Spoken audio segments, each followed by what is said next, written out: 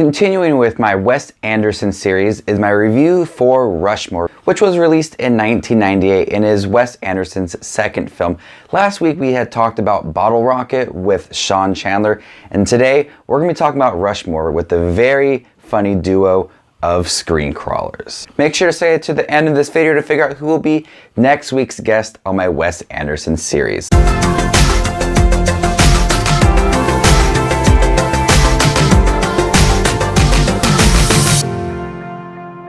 Hey everybody, Justin Watching Movies here. If you guys like movie reviews, ranking videos, trailer reactions, and free Funko Pops, make sure to consider subscribing to my channel, hitting that bell notification down below so you guys don't miss a thing. Continuing my Wes Anderson series, we're here today to talk about Rushmore, starring Jason Schwartzman and Bill Murray, about Jason Schwartzman, who is their go-getter student, but he is failing at all of his classes. He participates in so many clubs, and he has a mad crush on the first grade teacher at his school. But there is sort of a love triangle going on at this school. He's 15 years old and he is in love with the first grade teacher, but Bill Murray also comes into play. But before I get my thoughts on Rushmore, I'd like to say thank you to Screen Crawlers for joining my channel to talk about this movie. Your guys' videos are hilarious and I was so happy when you guys agreed to be on my channel.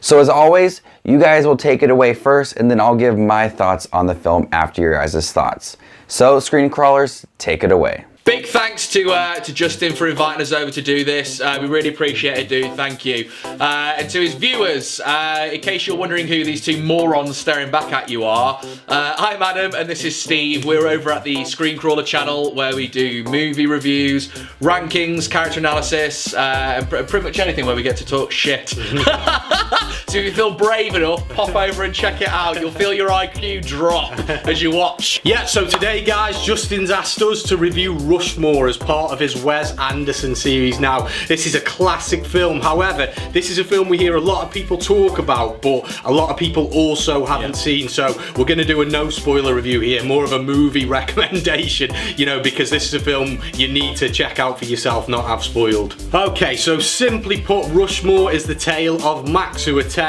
a nice posh school called Rushmore. Max is good at absolutely everything apart from his academic work, basically, so he's in danger of flunking. Now, along the way he meets a few characters, and it's the character strength throughout this that makes this movie really work. So Max is played by Jason Schwartzman.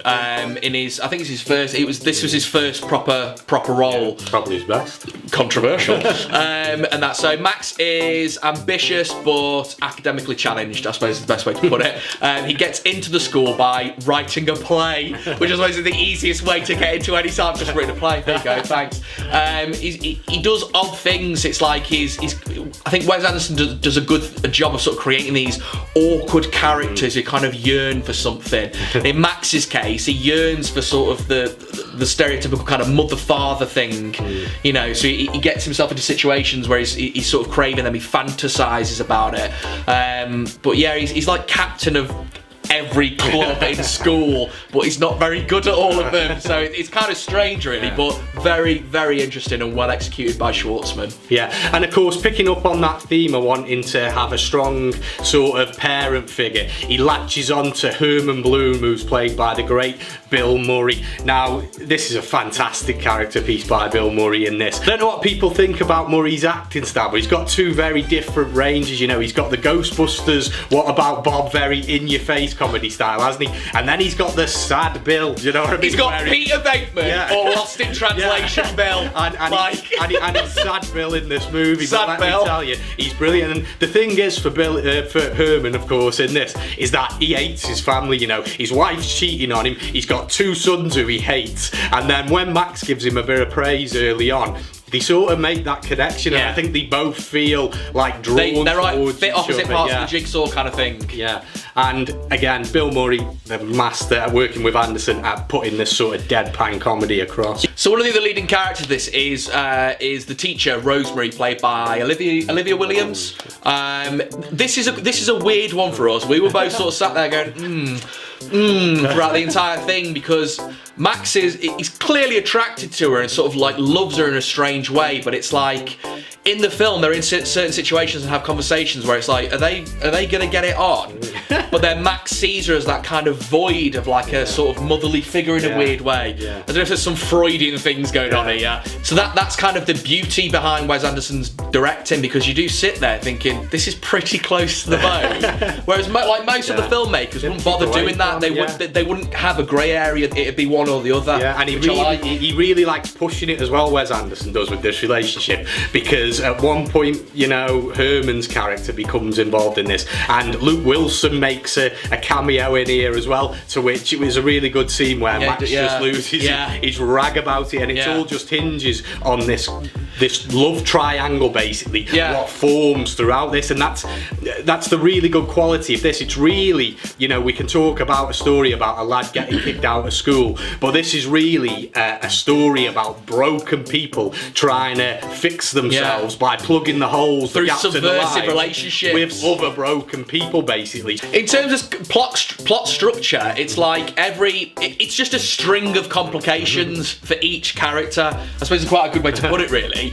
in the sense of there's something always going wrong, then they have to fix it, and something else goes wrong for that person, they have to fit in it. So, but every scene is busy, and that's probably the best way for me to put it. Visually busy as well, isn't it? So it's like the characters are always on show to the extras in a weird way. So if they're in a restaurant, the restaurant is packed. If they're outside of the school, it's rammed. There's always busy people. And people always say to me, like, what's the type of comedy style in here? And obviously it's situational, but in terms of a film a lot of people might have seen, I'd say it reminds me a lot of Napoleon Dynamite, you know, that awkwardly beautiful comedy. It's very sort of subdued and depressive. It's very British on some levels, isn't it? The style of how it's put together. Controversial, Steve. We can't steal the thunder from old Wes.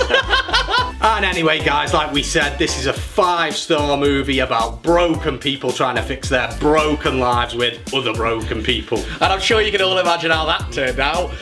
Truly, though, we're massive Wes Anderson fans. Grand Budapest Hotel is one of my all-time favourite films. I absolutely adore his style, the music, how he puts scenes together, everything.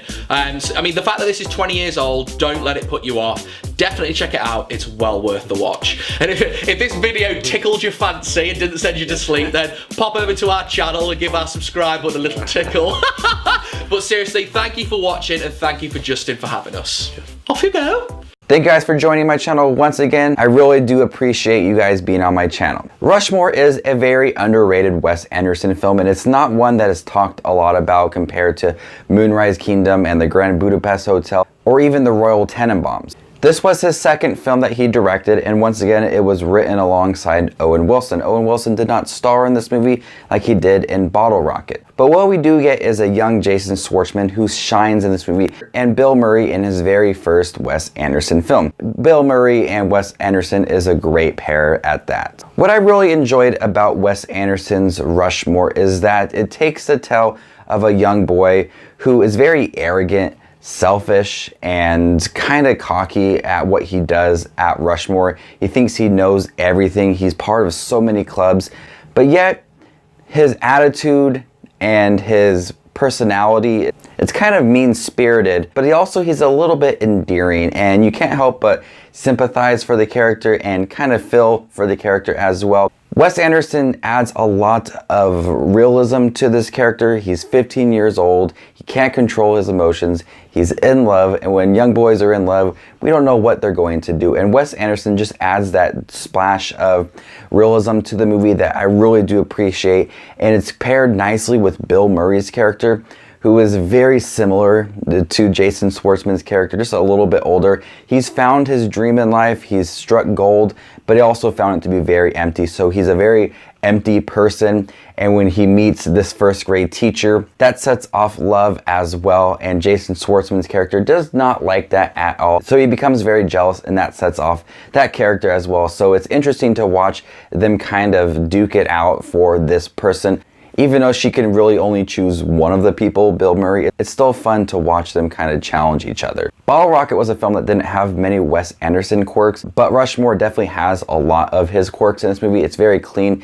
Wes Anderson uses a lot of widescreen compositions, and it gives the film a sense of stylization, and I love the long camera movements that tied together a lot of scenes. Wes Anderson is a master at editing, and this is the very first film that I do sense his style, and he has crafted his style so well. Rushmore is a very hilarious film. It's a very endearing film, and I really enjoyed watching Rushmore. I've only seen it a couple of times in college, and going back and watching the Criterion, I do really love this movie. It's a very underrated film, but is one that you definitely should check out. I'm gonna go ahead and give Rushmore an A. Thank you, screen callers, for joining my channel to talk about Rushmore.